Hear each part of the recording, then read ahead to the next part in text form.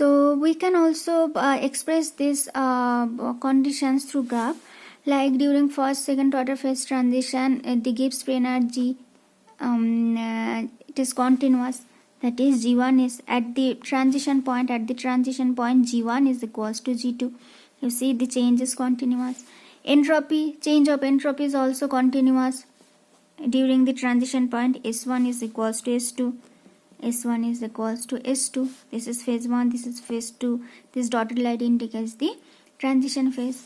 Also, the specific volume, it is also continuous. You see it is continuously changing, and at this transition point, V1 is equals to V2. But if we look at the second order derivatives of G, which we have seen that Cp and alpha, we find that it is discontinuous. So this side is phase 1, this side is phase 2, this is the transition phase. So here the specific heat capacity is Cp1, and here maybe it is Cp2, or maybe it can even go upward. That is some infinite discontinuity. Okay, there it is not suddenly, it is Cp1 in phase 1. When the phase transition is completed, now we have phase 2, it is suddenly changes to Cp2. The change is not continuous.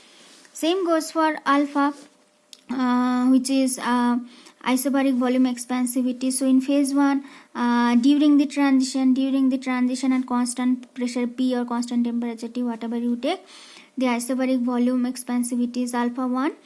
When the phase transition is completed, we have phase 2, and suddenly its value changes to alpha 2. So we can see that there are some discontinuity. Now, during second order phase transition, this G, S and V are continuous, that is they have the same values for phases 1 and 2, like we have seen, that is G1 equals to G2, S1 equals to S2, V1 equals to V2. Now when we now in the first order phase transition also, G1 is equals to G2. So when we started with this condition G1 equals to G2, what we obtained? We obtained Clausius-Clapeyron equation for first order phase transition.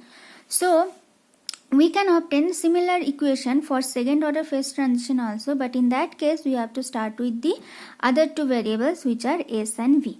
Okay, so if we start with these conditions, S1 equals to S2 and V1 equals to V2, we will get Arrhenius-Fest equation for second order phase transition.